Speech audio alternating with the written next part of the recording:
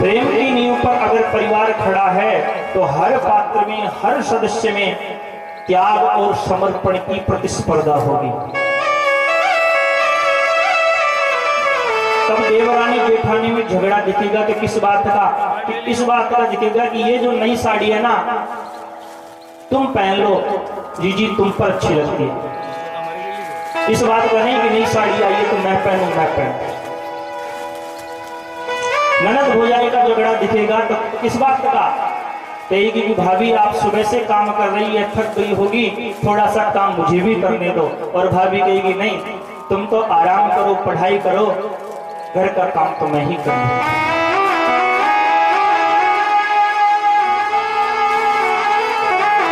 देखो एक मंत्र बताता हूं, महिलाएं ज्यादा हैं आज बताता हूं कि सास ससुर पति देवर जितने भी परिवार के सदस्य हैं उनको अपने वश में कैसे करें। सुनो ध्यान से। सभी कहते हैं ना कि मेरी सास मुझसे लड़ती है, या मेरी देवरानी, मेरी जिठानी, कोई न किसी बात पर झगड़ा होता है, तो कैसे वश में करें। सुनो, एक घर में एक नई नई बहू ब्याह कर आई। अब बहू ब्याह कर आई तो सास का अर्थ वृंदावन में संत बड़ा विनोद से देते हैं कि जो 1 मिनट सांस न लेने दे वो है सास। लेकिन ऐसा नहीं है। रामचरितमानस को आप पढ़ोगे तो कौशल्या माता कैसी है कि जैसे नयन के ऊपर पलक होती है और नयन के अंदर होती है पुतली, तो पलक रक्षा करती है पुतली की, वैसे ही बहू को रखा। और बहू कैसी होनी चाहिए, जैसे अपनी मां के प्रति सद्भाव रखती वैसे ही सास ससुर के प्रति रखती। तो एक घर में ब्याह कर आई नई नई बहू, अब सास तो सोचे कि सारा काम ये करे और बहू सोचे कि अभी अभी तो आए हैं और वैसे भी किसी दूसरे का घर, माता पिता का घर छोड़कर दूसरे घर में आए हैं, एडजस्ट करने में टाइम तो लगेगा। तो झगड़ा होने लगा। अब झगड़ा होने लगा तो पीहर में आई और पिताजी से कहा, पिताजी मुझे उस घर में नहीं रहना, वहां सास ससुर, तो क्या पति भी मेरी बात नहीं मानता। पिता थे वैद्य, उन्होंने कहा बेटा ऐसी बात है तो मैं तुमको एक ऐसी दवा बनाकर देता हूं, अगर तुम नहीं रहोगी, छोड़कर आ जाओगी, तुम्हारा जीवन खराब हो जाएगा, या अगर तुम चाहो कि सास को मार दें तो हम दोनों को जेल हो जाएगी। तो मैं तुमको एक ऐसी दवा बनाकर देता हूं, उस दवा को थोड़ी थोड़ी थोड़ी रोज उनके खाने में मिला देना, 6 महीने के बाद तुम्हारी सास मर जाएगी।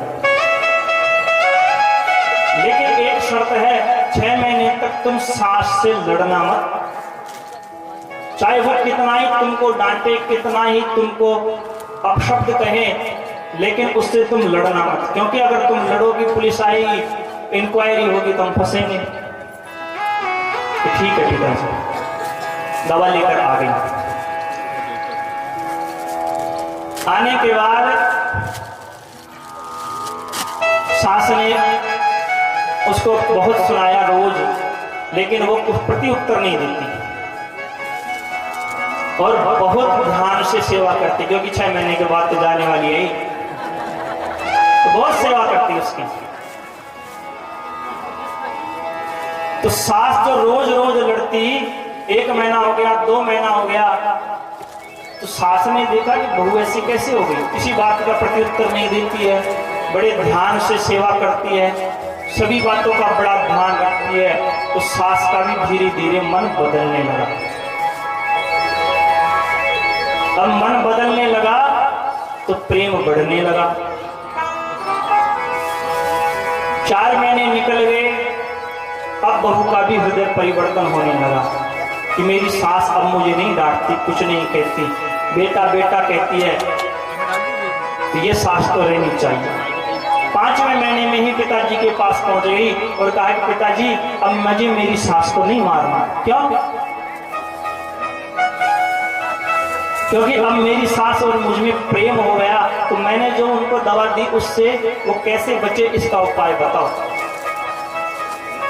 तो कहा कि बेटा मैंने उसमें कोई दवा नहीं दी थी, वो तो चूल्हे की राख थी, जो उससे उसके ऊपर फर्क पड़ने वाला नहीं है।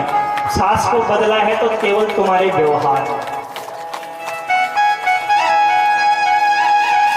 अगर किसी से प्रेम करना है, एक बात ध्यान रखे, अगर किसी से तुमको प्रेम करना है, किसी से मिलकर चलना है, तो उसकी गलतियों को छुपाने के लिए अपने हृदय को कब्रिस्तान बना लो, सारी गलतियां दफन कर लो, तो आप में प्रेम बना रहेगा।